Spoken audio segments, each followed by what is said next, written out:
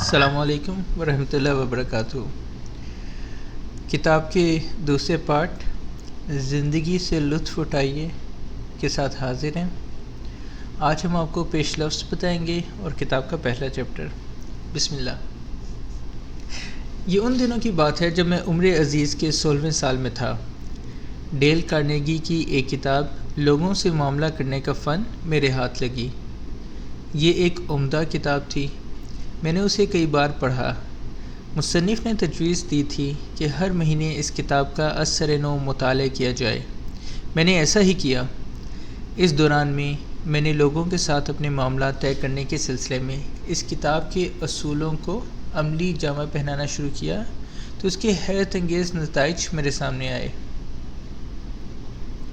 Carnegie کا طریقہ کار یہ تھا کہ وہ پہلے ایک اصول بیان کرتا، پھر اس کے تحت اپنی قوم کے نمایاں رجال کار جن میں روز ویلٹ، لنکن، جوزف اور مائک وغیرہ شامل ہیں کے واقعات مثالوں کے طور پر پیش کرتا۔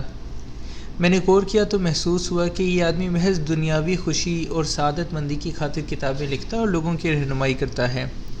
اگر وہ اسلام اور اس کے اخلاق و خصائل سے واقف ہو کر دونوں جہاں کی خوشیاں حاصل کر لیتا تو اس میں آخر برائی ہی کیا تھی؟ وہ معاملات زندگی میں کام آنے والی ان مہارتوں کو عبادت سمجھتا اور اس کے ذریعے سے اپنے رب کا تقرب حاصل کر لیتا تو کیا ہی خوب ہوتا۔ پھر مجھے پتہ چلا کہ کارنیگی نے خودکشی کی تھی تو حیرانی ہوئی کہ اس کی خوبصورت اور عمدہ کتاب نے اسے کوئی نفع نہیں پہنچایا۔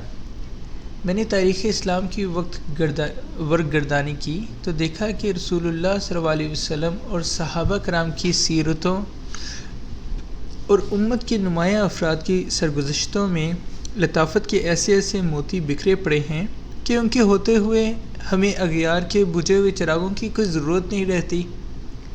تب میں نے لوگوں سے معاملہ کرنے کے فن پر یہ کتاب لکھنے کا آغاز کیا۔ یہ کتاب کسی ایک مہینے یا ایک سال کی کاوش کا نتیجہ نہیں، بلکہ یہ ثمرہ ہے میری ان تحقیقات کا جن پر میں نے اپنی زندگی کے 20 قیمتی برس صرف کیے۔ اگرچہ اللہ تعالیٰ نے اب تک مجھے 20 سے زائد عنوانات پر کتابیں تالیف کرنے کی توفیق دی، جن میں سے چند ایک کتب کے بعض ایڈیشن 20 لاکھ نسخوں سے متجاوز رہے، مگر در حقیقت مجھے یہ کتاب اپنی تمام کتابوں سے زیادہ پیاری اور نفیس معلوم ہوتی ہے۔ عملی فوائد کے اعتبار سے بھی یہ کتاب جہاں تک میں سمجھتا ہوں میری ساری کتابوں سے فزوں تر ہے۔ یہ وہ کتاب ہے جسے میں نے خون جگر کی روشنائی سے لکھا، جس کی سطروں میں اپنی روح کو انڈیل دیا اور جس میں میری یادداشتوں کا نچوڑ شامل ہوا۔ یہ چند الفاظ ہیں جو دل سے نکلے ہیں اور مجھے یقین ہے کہ دل تک راہ پائیں گے۔ میرے لیے اس سے بڑھ کر خوشی کی بات کیا ہوگی کہ کوئی بھائی یا بہن یہ اصول اپنا کر اپنی زندگی کو مایوسیوں کے بھنور سے نکالنے میں کامیاب ہو جائے اور اپنی صلاحیتیں بڑھا لے اور زندگی سے پیار کرنے لگے۔ یہ جان کر میری مسرت دو چند ہو جائے گی کہ کسی نے ان اصولوں کی روشنی میں اپنی زندگی سنواری، پھر دوسروں کی زندگی میں امید کے دیپ جگانے کا باعث بنا۔ میری خواہش ہے کہ محترم قاری مجھے خط لکھ کر کتاب کے متعلق اپنے تاثرات مجھ تک پہنچائے اور کامیابی حاصل کرنے کے بعد اپنے احساسات کی سچی تصویر کشی کرے۔ میں تہہ دل سے اس کا ممنون ہوں گا اور اس کے لیے دعا گو ہوں گا۔ اللہ تعالیٰ سے التجا ہے کہ وہ اس کتاب کا نفع عام کرے، اسے محض اپنی رضامندی کے حصول کا ذریعہ بنائے اور ان احباب کو جزائے خیر عطا کرے جنہوں نے کتاب کی اشاعت میں کسی نوع کا تعاون کیا ہے۔ طالب خیر دکتور محمد بن عبد الرحمن عریفی۔ آغاز۔ غرض یہ نہیں کہ آپ محض ایک کتاب پڑھ ڈالیں، بلکہ مقصود یہ ہے کہ آپ اس کتاب سے فائدہ اٹھائیں۔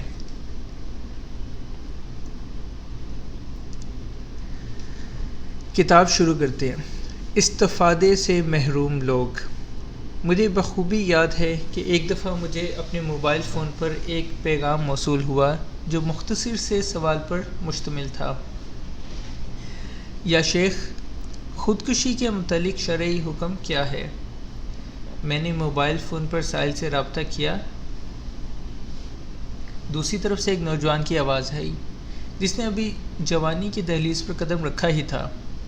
میں نے کہا، معاف کرنا، آپ کا سوال میری سمجھ میں نہیں آیا، ذرا دہرا دیجیے۔ اس نے زندگی سے بیزار لہجے میں جواب دیا، شیخ، سوال تو بڑا ہی واضح ہے کہ خودکشی کے متعلق شرعی حکم کیا ہے۔ میں نے چاہا کہ اسے ایسا جواب دوں جس کی اسے توقع ہی نہ ہو۔ میں ہنسا اور بولا، مستحب، پسندیدہ ہے۔ کیا؟ وہ چلایا۔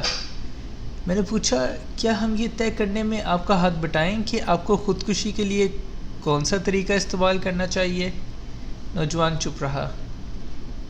اس پر میں نے کہا، اچھا تو یہ بتائیں، آپ کیوں خودکشی کرنا چاہتے ہیں؟ وہ بولا، کیونکہ مجھے کوئی ملازمت نہیں ملتی، لوگ مجھے پسند نہیں کرتے، دراصل میں ایک ناکام انسان ہوں۔ پھر اس نے مجھے تفصیل سے اپنے حالات بتائے۔ وہ اپنے آپ میں بہتر تبدیلی لانے اور اپنی دستیاب صلاحیتوں سے فائدہ اٹھانے میں ناکام رہا تھا۔ حقیقت یہ ہے کہ ہم میں سے بیشتر افراد کو یہ مسئلہ درپیش ہے۔ سوال یہ ہے کہ آخر انسان اپنے آپ کو اس قدر گھٹیا کیوں تصور کر لیتا ہے؟ وہ پہاڑ کی چوٹی پر کھڑے لوگوں کو ہی کیوں تاکتا رہتا ہے؟ ان کی طرح وہ بھی پہاڑ کی بلندیوں پر کیوں نہیں پہنچ جاتا؟ یا کم از کم لوگوں کی دیکھا دیکھی وہ پہاڑ پر چڑھنا ہی شروع کر دے۔ کسی شاعر نے کیا خوب کہا ہے، جو کوہ پیمائی سے گھبراتا رہتا ہے وہ ہمیشہ گڑھوں میں زندگی بسر کرتا ہے۔ کیا آپ جانتے ہیں کہ کون آدمی اس کتاب سے یا ان اصولوں پر لکھی گئی کسی بھی کتاب سے کبھی استفادہ نہیں کر سکتا؟ وہ بیچارہ انسان جس نے اپنی بری عادتوں کے روبرو سر تسلیم خم کر دیا ہے، جو اپنی موجود صلاحیتوں پر قناعت کر کے بیٹھ گیا اور کہتا ہے کہ میں کیا کروں، یہ میرے مزاج کا حصہ ہے، اللہ نے مجھے ایسا ہی بنایا ہے، میں اس کا عادی ہو چکا ہوں، میں اپنا طریقہ کار تبدیل نہیں کر سکتا، لوگ میرے اس مزاج کے عادی ہو چکے ہیں۔ اگر آپ کہیں کہ میں خالد جیسی تقریر کرنے لگوں یا احمد جیسا خوشباش نظر آؤں یا جواد کے مانند لوگوں کا پیارا بن جاؤں تو یہ محال ہے، وغیرہ وغیرہ۔ ایک دن میں ایک مجلس میں حاضر تھا، میرے ساتھ ایک خاصے عمر رسیدہ بزرگ تشریف فرما تھے۔ مجلس میں بیٹھے تقریباً سب افراد عوام کے طبقے سے تعلق رکھتے تھے اور معمولی صلاحیتوں کے مالک تھے۔ وہ بزرگ اپنے آس پاس بیٹھے لوگوں سے خوشگپیوں میں مصروف تھے۔ وہ مجلس کے دیگر افراد میں صرف اپنی بڑی عمر کی وجہ سے نمایاں تھے، اس کے علاوہ ان میں ایسی کوئی خاص بات یا غیر معمولی صلاحیت نہیں تھی۔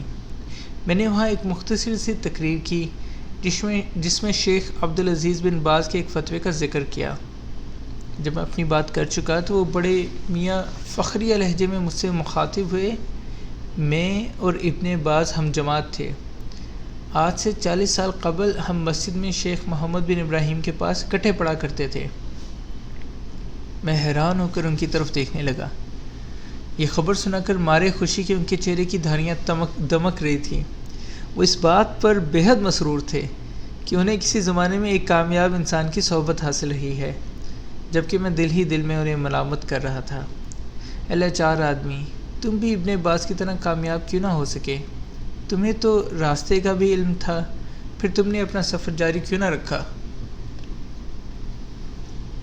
ایسا کیوں ہے کہ ابن باز وفات پائیں تو منبر و محراب ان پر روئیں، لائبریریاں آنسو بہائیں اور ایک زمانہ ان کے فراق پر نوحہ کناں نظر آئے، اور جب تمہیں موت آئے تو شاید تم پر رونے والا کوئی نہ ہو، اور اگر کوئی روئے بھی تو زیادہ سے زیادہ دلجوئی کی خاطر یا رسم دنیا کے طور پر۔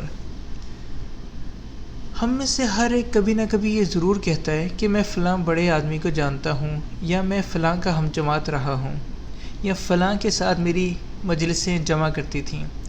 ان باتوں پر ناز نہیں کرنا چاہیے۔ فخر کی بات صرف یہ ہے کہ آپ بھی اسی بلندی پر پہنچیں جس پر وہ فائز ہوئے۔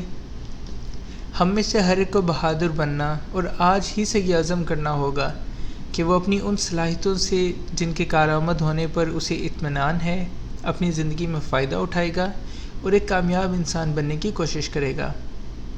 اس لیے ترش روئی چھوڑ کر اپنے چہرے پر مسکراہٹ سجائیں، افسردگی کو خیر بات کہہ کر حشاش بشاش اور خوشباش نظر آئیں، کنجوسی چھوڑ کر کشادہ دلی اپنائیں، اپنے غصے پر قابو پائیں اور اسے بردباری اور ٹھہراؤ میں بدل ڈالیں، مصائب کے گھپ اندھیروں میں خوشی کی کرنیں تلاش کریں، اپنے آپ کو ایمان و یقین اور اعتماد کے ہتھیاروں سے لیس کریں، اپنی زندگی میں دلچسپی لیں، اس سے لطف اٹھائیں۔ زندگی کے دن تھوڑے ہیں، انہیں بے جا غم اور بے مقصد پریشانیوں میں ضائع نہ کریں۔ رہا یہ سوال کہ یہ سب کیوں کر ممکن ہے، تو یہ کتاب میں نے اسی سوال کے جواب میں لکھی ہے۔ میرے ساتھ رہیے، ہم انشاءاللہ جلد منزل پر پہنچ جائیں گے۔ حاصل: بہادر وہ ہے جو پختہ عزم کے ساتھ اپنی صلاحیتوں کو ترقی دیتا رہے اور ان سے بھرپور فائدہ اٹھائے۔ اگلا چیپٹر ہے آئندہ ہم کیا سیکھیں گے، اس پر ویڈیو ہم انشاءاللہ کل اپلوڈ کریں گے۔ السلام علیکم ورحمۃ اللہ وبرکاتہ۔